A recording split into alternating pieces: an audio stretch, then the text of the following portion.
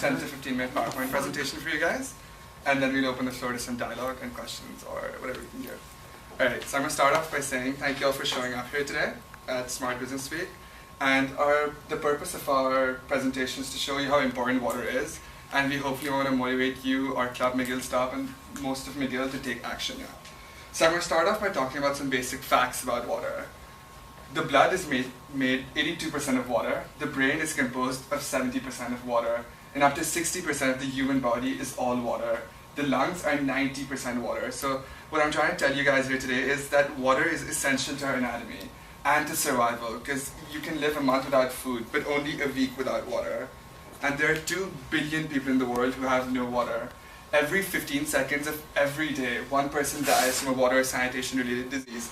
That means 6,000 deaths a day, or 2 million deaths a year. Can you guys begin to imagine 2 million deaths a year, and most of these deaths are children?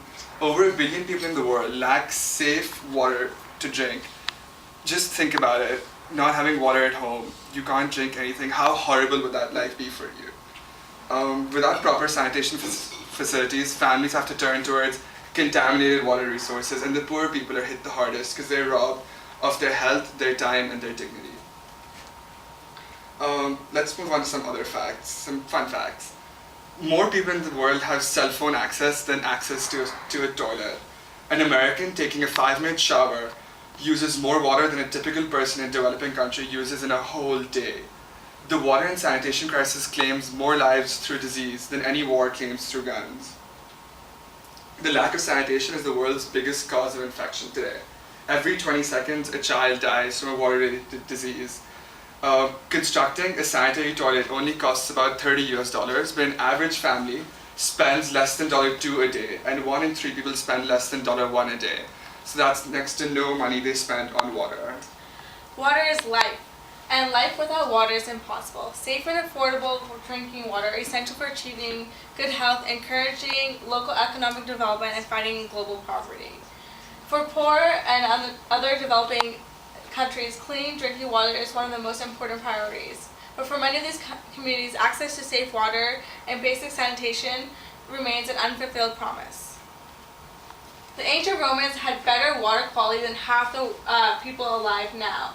Over 50% of all water projects fail within the first few years. Only 63% of the world's population have access to improved sanitation. Waterborne diseases cause 1.4 million children deaths every year. Now that's astounding. Women spend thousands of hours each day collecting and carrying water. Half the world's hospitalizations are due to water-related diseases. Now, it's very easy to stand here as a group of people and think, okay, that's great, these are a bunch of facts, they don't really apply to me, they're applicable more to the rest of the world. But as most of you probably know, that scenario is called passing the buck.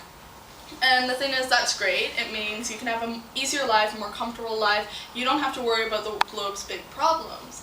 But the problem with that is that if everyone has that mindset and everyone continuously uses that mindset, then there's a very likely scenario that will pop up that means our world will be degraded and the water conservation will be shot completely, which means the world will be a much less nice, clean, environmental place to live. So right now, from the factual things, we're just going to kind of take a minute to have some dialogue and present a scenario that would happen if we fail to conserve water.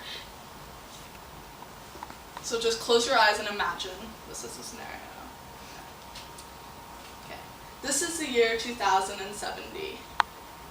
I've just turned 50, but my appearance is of someone of 85. I suffer from serious kidney problems because I don't drink enough water. I'm afraid I don't have much time to live. I am one of the oldest people in this society. I remember when I was a child of 5. Everything was very different then. There were lots of trees in the parks, houses with beautiful gardens, and I could enjoy having a shower for half an hour. Nowadays we use towels with mineral oil to clean our skin. Before, women had long, beautiful hair. Now, we have to shave our heads to be able to keep them clean without the use of water. Then, my father used to wash his car with the water sprouting from a hose pipe. Now, my son does not believe that water could have ever been possibly wasted in such a way. I remember there were save water warnings and outside posters, radio and TV, but nobody ever paid any attention. We thought that water was to last forever. Now all the rivers, lakes and dams and underground waterbeds are either dry or contaminated. Industry came virtually to a standstill. Unemployment reached dramatic proportions. Desalination plants are the main source of employment, and the employees working there collect part of their salary in drinkable water. Before, the recommended quantity of water to drink for an adult was 8 glasses a day. Now I'm only allowed half a glass. We now have to wear disposable clothing, which increases the amount of litter. We are now using septic tanks because the sewer does not work because we're lacking water. The outside appearance of the population is horrible. Wrinkled, emaciated bodies caused by lack of water and ultraviolet radiation, which is even more increasing due to the depletion of the ozone layer. Skin cancer, gastrointestinal infections, and urinary tract infections are the main source of death. Due to the excessive drying of the skin, young people of 20 now look like they're 40 years old. Scientists investigate, but there is no solution to the problem. Water cannot be produced, oxygen is also degraded due to the lack of trees and vegetation, and the intellectual capacity for future generations is severely impaired. The morphology of spermatozoa in many men has changed. As a consequence, babies are born with mutations, deficiencies, and deformities. The average life expectancy has dropped to 35 years. In some countries where there are still some green zones crossed by rivers, these are guarded by heavily armed soldiers. Water became a very coveted treasure, more precious than golds and diamonds. Where I live, there are no trees because it seldom rains, and when precipitation is registered, it is only an acid rain. We were warned to look after the environment, but no one cared. I cannot help but feel guilty because I belong to the generation who contributed to the destruction of the environment or simply did not take into account all the warning signs. I cannot help but feel guilty because I belong to the generation who contributed to the destruction of the environment or simply did not take into account all the warning signs. How I would like to go back and make mankind understand. How I would like to go back and make mankind understand. That we still have time to save planet Earth. That we still have time to save planet Earth. Okay, so let's breathe for a second. That's a lot of heavy things and a lot of things to think about. We're gonna move on to Canada. And Canada is considered a very green nation. But how green are we? I have some statistics that prove otherwise. The amount of water the average adult drinks daily, including water use in drinks such as coffee, tea, and juice, is 1.5 liters. 20% is the percentage of all municipal drinking water lost to leaks. Canada holds 20% of the world's freshwater supply, but has only 9% of the world's renewable water, freshwater supply. The rest is fossil water, a legacy of the melting of large ice caps that once covered much of Canada. Many Canadian homes lose more water from leaky taps than they need for cooking and drinking. Residential indoor water use in Canada is as follows. Toilet is 30%, bathing and showering is 35%, laundry is 20%, drinking and cooking is 10%, and cleaning is 5%. And later on in the slides you'll see a chart or a table depicting this. A 5-minute shower with a standard shower head uses 100 liters of water, whereas a 5-minute shower with a low flow shower head uses 35. Also take into consideration, as students, we pay hydro bills, and we'd be saving a lot more money using the low flow shower head than using the regular shower head. Health problems related to water pollution in general are estimated to cost Canadians $300 million per year. And this is the table I was talking about before. Bathroom claims nearly 75% of water. A family of 4 uses 881 gallons per week just to flush their toilets. Running water while shaving or brushing teeth wastes more water than a person would need per week. Guys, it's not that hard to turn your tap off while you're brushing your teeth. 1 drip per second to get that faucet fixed. The washing machine accounts for 21.7% of total typical water usage. Alright, so the whole point is what we're doing here. Alright, so basically we're working to promote the Millennium Development Goals that the UN like basically Canada Global Committee promised the UN that they're going to help achieve by 2015 to assist the world's poorest people.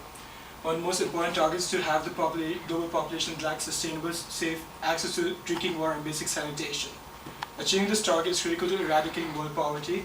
It allows us to progress towards all Millennium Development Goals, eradicating extreme poverty, hunger, achieving universal primary education, promoting gender equality, women's empowerment, reducing child mortality, improving maternal health, and combating major diseases such as HIV, AIDS, and malaria. Alright, so to achieve this UN target by 2015, each day 175,000 people will have to be provided with safe water. 400,000 will have to be provided with safe sanitation. To meet this target, between 2000 and 2015 is estimated at $101 billion, an average $6.7 billion annually. You might consider this number as pretty big, but consider that. Europe spends $11 billion just on a year on ice cream.